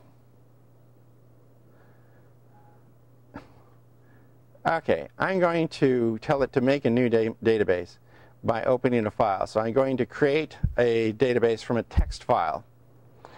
And I just point it down here, and I have this one down here of, it's a journal index from 1 year, I don't know. This is just a straight text file. I press it and it loads up. And I can probably tell if I can find out what the dates are, but 1998, 1994 through 1998. It's these are all the files, all of the articles in the pie. And let's try C. I'm going to go to column C, and it's going to be, apparently during that period I wrote 145 articles. But this is just a simple text file that just through an import I turned it into a database. It's really incredibly easy to use. Yeah, it's a tab delimited text file. But it'll also use comma delimited text files. Actually, I think this one is comma delimited, but it's just super quick. And while all this has been going on, my other little demo here, you'll notice that it's been going out there and it's talking to Google Software, and Safari wanted to talk to something, and Keynote wanted to talk to something. All of this sort of stuff happens on your machine in the background, and that's what radio silence, that's the purpose of radio silence, to find out what your machine is talking to, and you can go into the firewall and set up rules to actually block it from doing that. I mention this because as people move increasingly into a portable world, you have a lot of information on your laptops, and you're going out and exposing it to foreign networks. Like I think the problem we had at the start of the meeting was I've taught this laptop to be very paranoid, and apparently it doesn't really like the Mason network, but it's okay with Larry's new iPhone. And that's what software like this is good for. It just allows you to have some measure of control over things that are trying to talk to your machine. That's it. So you got 3 demos plus a history of user groups in less time than I thought it was going to take. Question? I use a program called Little Snitch. Yes. And that shows you on the map all the links that your software is going out to. It's amazing. I first learned about radio silence from John Thomason, and I was impressed with it for the same reason he is. Most of the people who use Little Snitch, it drives them crazy because they don't know how it's working and their machine stops working correctly. Little Snitch is in many respects much more powerful than radio silence, but it also, the level of expertise in order to configure it properly is much, much, much higher. This one really is as simple as I showed you. You just launch it and let it do its thing. And if you want to explicitly block things, you have to do that. Little Snitch, by the way it's configured, just right out of the box, a lot of stuff is going to stop working. And then you won't know why, because it's just there in the background. This is also less expensive than Little Snitch, so that's why I'm recommending it. There are a lot of tools that people out there that one of the things that you might have noticed over the years, if you've listened to me long enough, somebody asked me a question. Try to give the answer that most people can use rather than the specialist point of view. Because if I told you some of the tools that I use for doing things, it would just scare you away. So I try to come up with tools that you use. For example, I don't use things like SuperDuper and a bunch of other utilities for creating images of hard drives and so on and so forth. I use the tools that Apple provides. I use Disk Utility. I use the tools that Apple provides, because all of you have those already, and I think it's of more use to use the tools that you already have. And when it comes to specialty things like radio silence, I'd much prefer that if you're going to experiment with firewalls, that you play with radio silence, which is inexpensive and doesn't offer the level of complexity that Little Snitch does. Little Snitch, it'll give you a map of the entire world of where your data is flowing. Okay, that's nice, but if you actually want to stop that, you'll end up probably killing off processes that you desperately need. A lot of things just simply won't work if the ports are blocked, and Little Snitch, by its nature, it's really good at blocking ports. Yes? Are you familiar with Airtable? How does it compare to Panorama? I play with Airtable. Airtable, I think, is very limited in terms of the. It's not as fast and comprehensive, and also Airtable has a really nagging. Airtable does a lot of talking back to the home base. The only thing I don't like about it is browser-based. Yes. And so your data isn't your data. Yes. Whereas this is right here on my machine. But Airtable is constantly talking back to its home base, and no, that's not my speed. Also, the capacity is not as high. The two databases that I use the most right now are actually Google Sheets, which again is part of the Google Docs suite. You can have a spreadsheet of 1 million lines in Google Sheets, because you're using Google's distributed computing power to support it. Excel, I think, maxes out at like 32,000. With Airtable, the more data you have, the more expensive it is each month. But that's not the part that bothers me. The part that bothers me is the constant talking back to the mothership, and they don't tell you what it's doing. And I also think it's really slow. Obviously, this is not slow. Any other questions? Yes?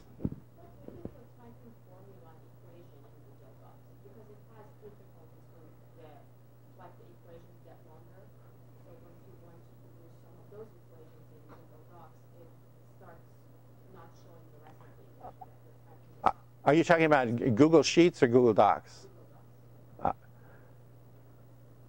Google Docs? You're not talking about the spreadsheet, but the actual word processor?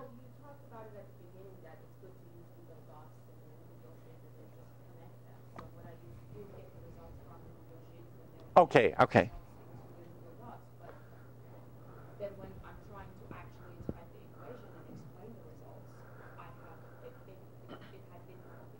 Okay. She's asking an interesting point. Google Sheets, which is the spreadsheet portion of Google, when you're trying to type out a formula, it's not as full featured as Excel. And the other thing is, because you've got a browser window, sometimes you can't actually see everything that you're doing. And you can then export the results from Google Sheets directly into Google Docs, which is nice and cool, but sometimes you don't know what you're doing. I will tell you that I cheat, and I use a text editor. I'll use something like TextEdit or BBEdit. I'll write out things, and then I paste it into Google Sheets so that I know what I'm...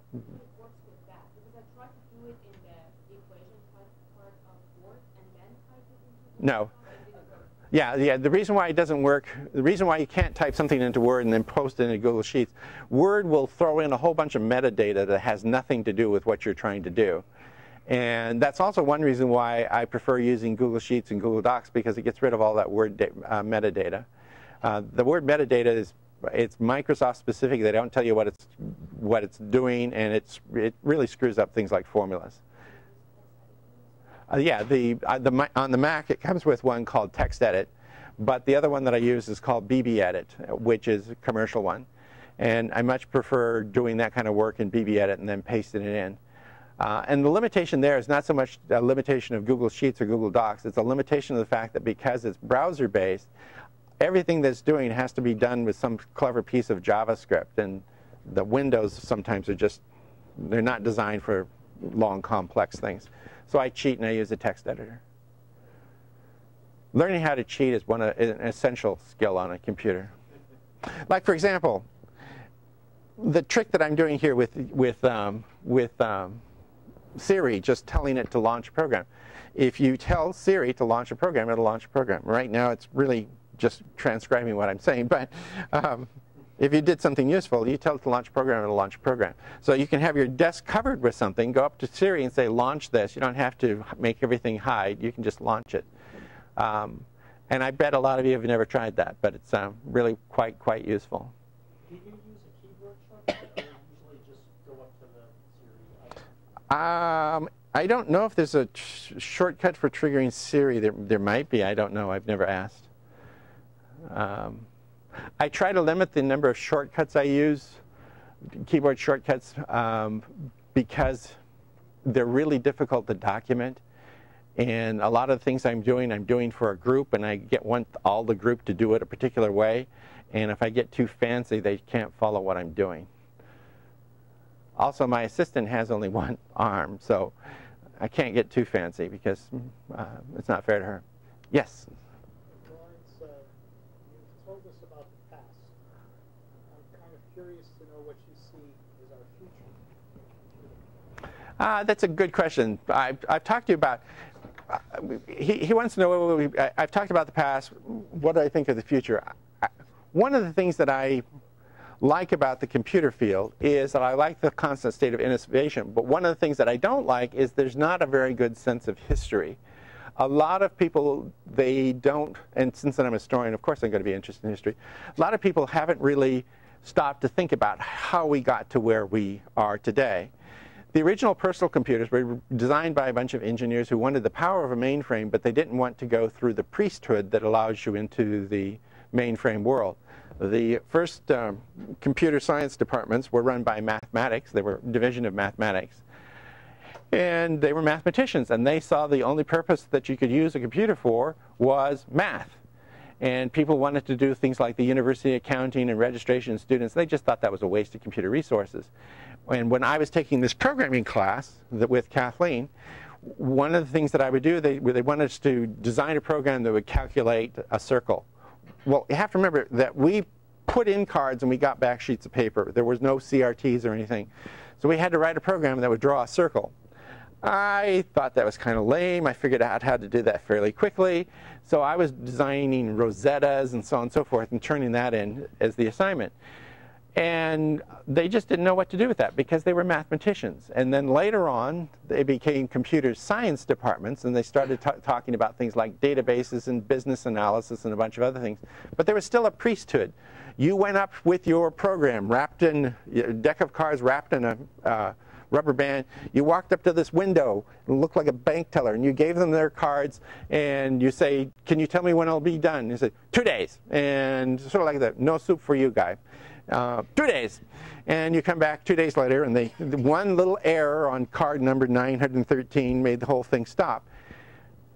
Personal computers were invented by people who wanted their own computer. They didn't want to go to the priesthood. They wanted power that you didn't have. One of the jobs I had, I taught computer science at San Diego Supercomputer, which is the supercomputer lab in San Diego. One of my students was Sally Ride. And why was I teaching this? Because I knew how Macs worked, and the only way to talk to the supercomputer was using a Mac. Why? Because the Macs have a built-in graphical interface. In the Windows world, Windows at that time was actually an overlay on top of MS-DOS. It wasn't really, when you were running Windows, it was just a program that MS-DOS was running. Whereas on the Mac, everything was graphical. So I taught people how to do graphics using the supercomputer. That was my job. And I liked that because we were taking away control from the priesthood that wouldn't let you touch the supercomputer. You could touch it through a Mac. And I liked that. But as we've gone into the future, things have gone out beyond that. Like, for example, on my belt, I've got this. It's called a Pulse. It's made by Withings, which is a French company. And what the Pulse does is it can check my heartbeat, how many flights of steps I've gone up, how many steps I've taken, how much sleep I've had. I can do all that with this little computer device that talks to my phone. That is where I see devices going. They call it the Internet of Things. And if you read a lot of computer science stories right now, it's full of horror stories about terrible things that you can do. Last year, there was a massive denial of service attack on some companies that was launched from Samsung refrigerators and microwaves. They made these internet-connected refrigerators and microwaves so that they would do things. I don't know what the microwaves did, but the refrigerator, among other things, would tell you that, hey, you seem to be low on butter. I'm not making this up. That's clever. But they hadn't done much in the way of computer security, and they were using them, and bad guys were using them as a relay point to attack Sony. So Sony was attacked by Samsung refrigerators and microwaves and other appliances. That's the bad part of the Internet of Things. But the good part is that you can carry around now on your phone your own medical record, including, as I mentioned, EKGs. That is truly powerful. Kathleen and I bought both a Google Home, because it was on sale during Christmas, and a Amazon Echo to investigate the possibility of using them as assistive devices. Kathleen's interested in providing assistive devices to people suffering from PTSD. She's a military veteran, and she took care of these people, and she's trying to find ways that they can be more functional. And if you talk to a robot and the robot will do things for you, that's useful.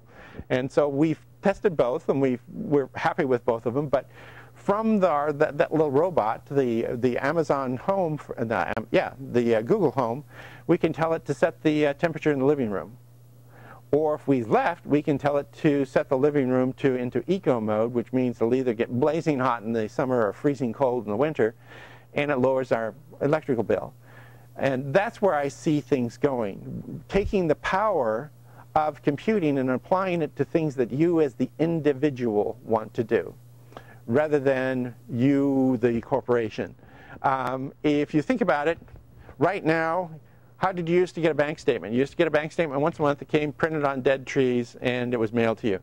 I can get a bank statement right now, and it's accurate to the last 15 minutes, right here on my phone. While we were in while we were in England, I got a text message that there was this idiot in England running up charges on my bill. Was that okay with me? They say, enter 1 if yes, or 0 if no, or I can't remember what it was. But anyway, I said, yeah, that was the idiot. I was the one who was running up charges in England. That's giving me the power that I didn't have before. And I see that's where personal computing is going. And if you think about why Apple is investing in things like Siri, so that I can sit here and talk to my computer and tell it to launch, that is not only a value to regular consumers, but it's also a value to people with disabilities. My screen went to sleep, but it prompted me a couple seconds ago to unlock my machine using my watch. I'm close enough, it looks at the watch, unlock the screen with my watch. I didn't have to type in my name and password. So and that's also one reason why I'm fascinated with what Apple is doing. If you look at what Microsoft is doing, Microsoft tries to get themselves into corporations so that you can have corporate control of all your computing. Apple is interested in the person sitting at the keyboard. They're not as interested in the corporation. So what do? They allow Siri to launch programs. Can you do that with Windows 10? Not very well. It'll try, but it really does a terrible job. It doesn't know the difference. It doesn't know that the Panorama is called Panorama 10. It thinks it's called Panorama X because, hey, that's the file name. But be that as it may, I can actually launch programs with my voice. I didn't really anticipate that when I first got my TRS-80 Model 1. I can edit photos now on my phone, on my iPad, on my computer. Yes, and Kathleen, she got a phone call from his sister a couple of years ago when she first got her first Apple Watch. And I know that her phone was on the kitchen table because I was sitting at the kitchen table and there was the phone. And I heard her talking to her sister because she was doing the Dick Tracy routine with her Apple Watch. That's cool. That's cool. Yes? By the way, Google Home, I just tried this yesterday. You can make phone calls over Google Home, and you do not use your cell phone or your home phone. I called my home phone, and I could hear myself talking because I got to the recorder on my home phone. Yes. I want to test that because I want to say, call honey, and it will call my honey, who happens to be my wife. But I have to set it up to call for cell phone, not for home phone. Oh, speaking of which, one of the things, so you mentioned that, it's actually using Google Voice for that trick. When you call my phone, you actually end up calling Google Voice. And why? Because it doesn't come directly through to me. You have to say who you are, and then I get to decide whether or not I'm going to talk to you. So I'm using that phone to, among other things, cut down on spam. So yes, Google Home will allow you to call out, but also that Google Home, Google Voice, which is what it's using, will also screen my calls for me, which is really quite cool. So that's where I see computing is going. It's giving more power to the individual. And the company that's working best at this right now is Apple, and coming real close behind is Google.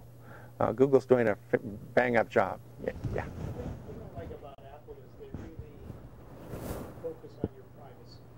I wouldn't trust any company with the Apple with my privacy. And for example, if you're doing facial recognition in photos, the software resides on your machine.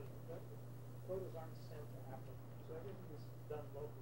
Any kind of machine learning is done locally on your phone. Yeah, his comments about privacy, I definitely endorse. I use Google Photos, and it's actually things like the photo recognition are fantastic. But in order for that photo recognition to work, all of your photos get sent up to Google, and then Google does the analysis. Whereas in Photos, it's actually done on your iPhone or your iPad or your laptop or your desktop. It's done on your machine. And if you look at what Apple has been playing around with in terms of their horsepower, a lot of the innovations they've had in the past several years you don't actually see because the innovations are invisible. It's using the graphical processing unit on your machine, the CPU that runs the screen, to do a lot of the background processing that would normally be done by the CPU, the central processing unit that normally does that sort of stuff. So it makes the machine more powerful without actually giving you a more powerful central processing unit. Because they do both the hardware and the software, it's very, very tightly integrated. This phone, Larry, this is Larry's phone X. And by the way, when I talked to it, my Wi-Fi asked if I wanted to talk to Larry's phone X or something like that. And almost like it makes it sound like it's some former lover or something. But anyway. This machine has parallel processing built into it. It's just short of being a quantum computer, and it weighs a few ounces. I mean, this is hot stuff. When I saw the demo for the iPhone 10, I was thinking, the only thing I really want on it is the camera, but the rest of it is pretty damn cool. I mean, it's just an amazing piece of hardware. And Apple wants that processing right here, because among other things, they can lock it up. It has what's it called? Citadel Enclave, the security feature. I think it's called maybe an Enclave. There's a portion in there when you do Apple Pay and you go up to Exxon, for example. People get their credit card swiped at gas station. Go up to an Exxon, set up Apple Pay, and you just wave it at the pump, and you'll pay for your gas. No credit card, and they don't even know who you are. Because they get a token, and the token from the bank says, yeah, we'll pay you. But it doesn't say who the customer was. So they can't spam you either. It's great stuff, and your privacy is protected. Yes?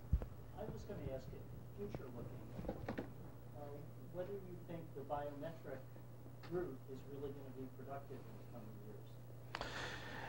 years. The biometrics are trying to use things that are unique to individuals to enhance security. So biometrics are things like voice recognition, facial recognition, and irises, and so on and so forth. One of the things with biometrics that you should think about, because with only a couple of exceptions, most of you seem to be over 60.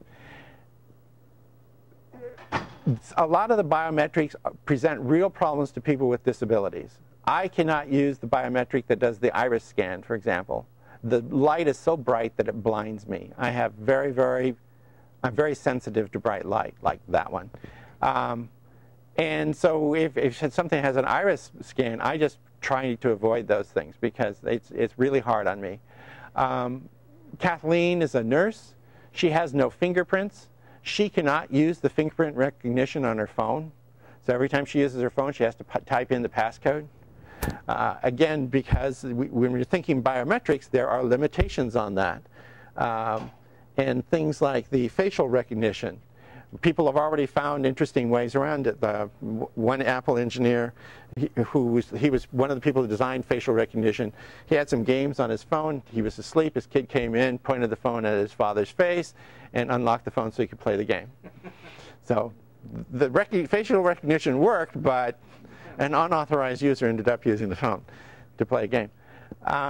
You have to remember that a lot of the biometrics, while it might be an advantage to you, they also do present accessibility problems, particularly with people with disabilities.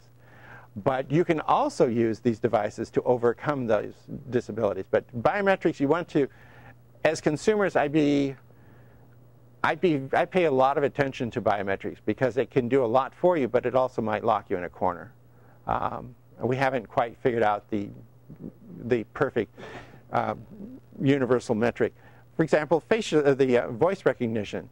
If you suffer a throat injury, it won't work anymore. You've got to get things locked out. Or if you have tonsillectomy, or a lot of other things can screw it up. So I see a lot of promise in the coming years, but you as consumers, you as owners of devices need to be aware of what's going on out there. And if it's not clear already, I highly recommend things like user groups to find out what's out there. If you go into Apple's help lines, you go into the help discussion boards, which I refuse to do, a lot of the stuff in there is actually done by robots. They're robots who post bad things about Apple. They have a script and it just posts bad things about Apple into random discussion boards. I don't want to see that. And a lot of people, they post things when they're angry. So it's not helpful to you. The only thing that discussion does is prove that there are people out there that are angry. If you want to get an intelligent discussion from people that are using machines, get on the TCS.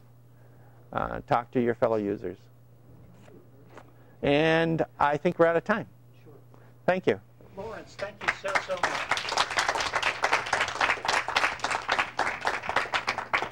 All right, we've already lost some folks, but Gabe, do you want to quickly give a quick promo for the next meeting later this afternoon? Gabe Goldberg. I've probably mentioned North Potomac Area Technology and Computer Society, PADAX, which is a group just like this, except it came up through the other path, Windows, and before that Commodore and Osborne and all the other stuff. This afternoon, PADAX is meeting about 1 minute away from here on Roberts Road on the perimeter of George Mason University, and the two topics are 3D printing and photography. And so it's not Windows. You're not going to be tainted by that other operating system. And we also have a Q&A, nothing like what Lawrence does, but PADAX is starting at 1 o'clock, which is now about 44 minutes away, about 1 minute away driving from here. And the address Thank you. on Roberts Road for your GPS. I felt rushed. 4210 Roberts Road, right on the edge of the university. And it's just like this. Walk in, sit down, have a good time. There'll be cookies and coffee there, just like over here. And the other thing that I'll mention, we've had presentations at PADAX in the I have a bulletin from the Fairfax County Library that they are in the process. May I take a picture of the back of your phone with those things? Library cards. So you don't have to go to Arlington or somewhere else and get a library card. Your Fairfax card pretty soon will let you log on to Linda. Thank you so much. If you want to come to PADAX, come over and I'll show you the announcement. Thank you. Thanks so much. Listen, last thing, this is the second month we've been in this room. Raise of hands for anybody who prefers this room to our normal room in the other.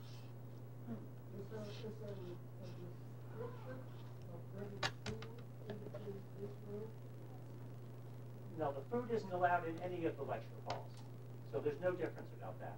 Well, we get tables. I like tables. Okay, thank you everyone for coming today. The December meeting is. No, no, they're check the Pi calendar. We'll have Clubhouse Saturday and a board meeting in December, but not a general meeting. I want to thank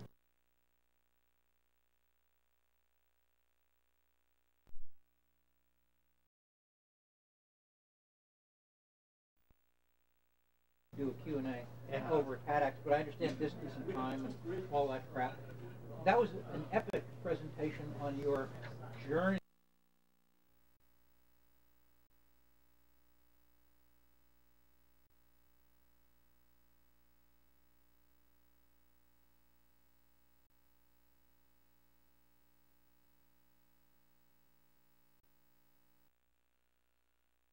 But user groups, back to the roots. First thing I want to do is I want to show you how to launch things on